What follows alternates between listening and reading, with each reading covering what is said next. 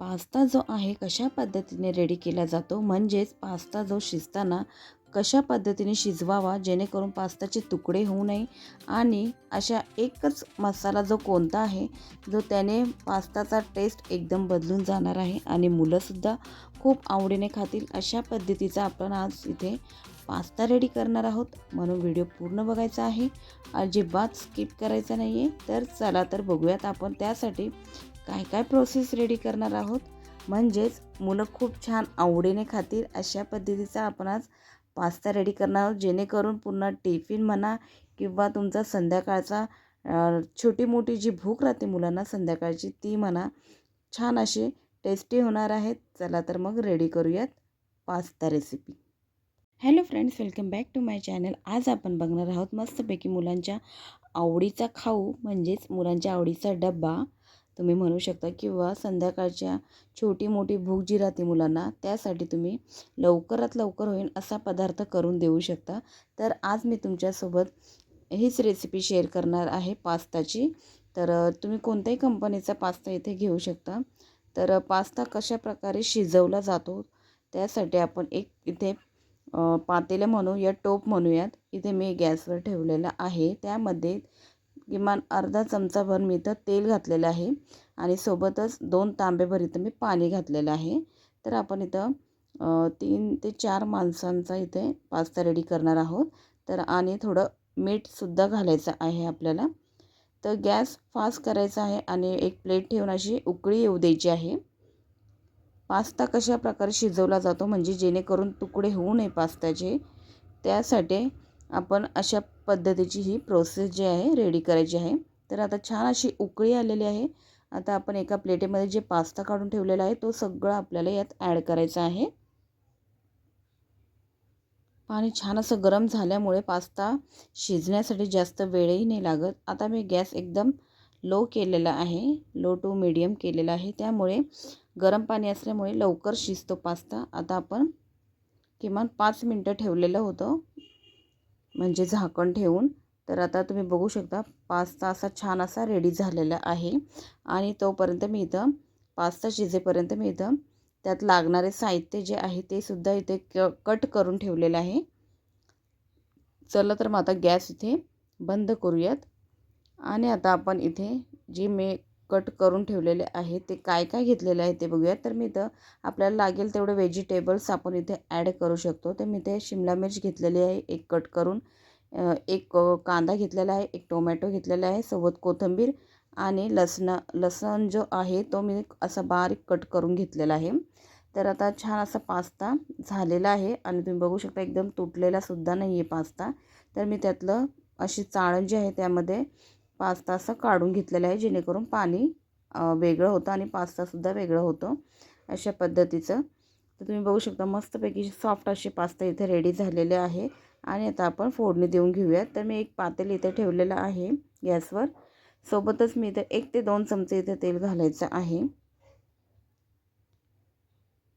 1 ते 2 चमचे तेल घातल्यानंतर आपल्याला फोडणीसाठी मस्तपैकी वाळलेला जो कढीपत्ता आहे तो मी इथे क्रश करून तुमच्याकडून ताजा कढीपत्ता असेल तर तोही तुम्ही ॲड करू शकता. फोडणीसाठी मी तुम्हाला अर्धा चमचाभर इथे मी जिरे घातलेले आहे.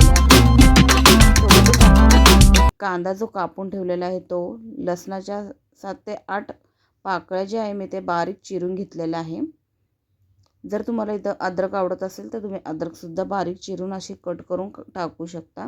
पण मी अद्रक इथे नाही घालत आहे, मुलांना आवडत नाही म्हणून. आणि सोबतच इथे मी शिमला मिर्चसुद्धा ॲड केलेली आहे, जेणेकरून तेलामध्ये छान अशी फ्राय होईल आणि कच्चीसुद्धा नाही राहणार, तेलामध्येच शिजून जाते शिमला मिर्च, जास्त वेळ लागत नाही. तर इथं हलकं लाल ब्राऊन होईपर्यंत आपल्याला फ्राय करून घ्यायचं आहे.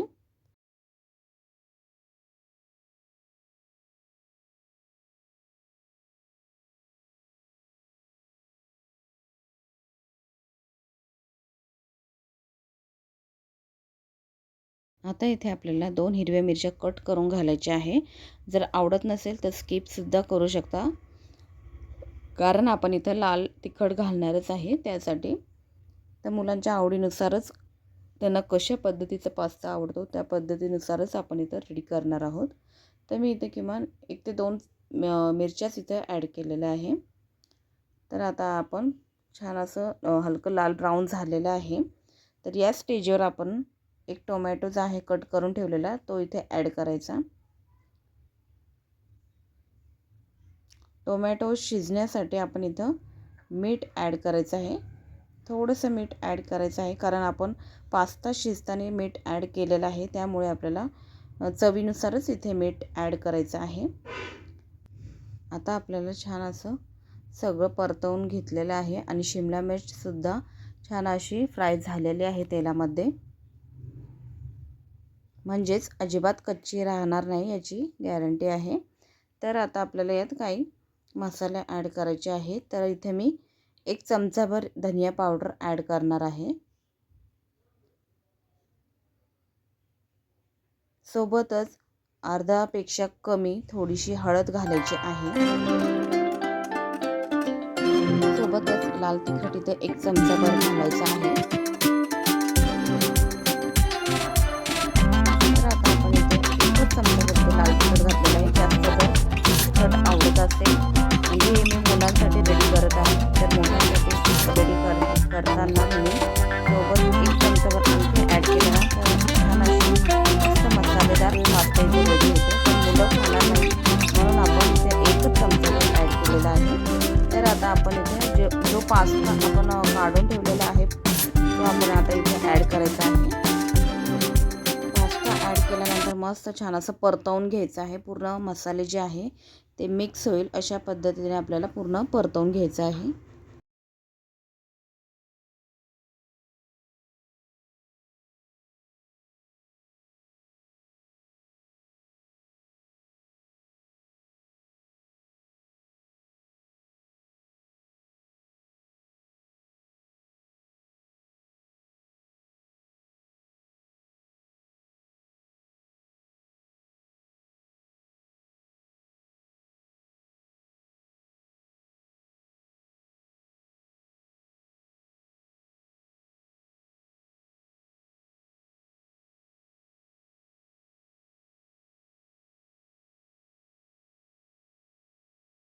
आपण इथे मॅजिकल मसाला ॲड करणार आहोत, जो मी तुम्हाला सर्वात प्रथम सांगितला होता तो म्हणजे स्पायसी बूस्टर मॅजिकल मसाला इथे आहे. तो आपण इथं किमान 1 चमचाभर घालायचे आहे, जेणेकरून पास्ताची जी चव आहे ती खूपच छान आणि टेस्टी बनणार आहे.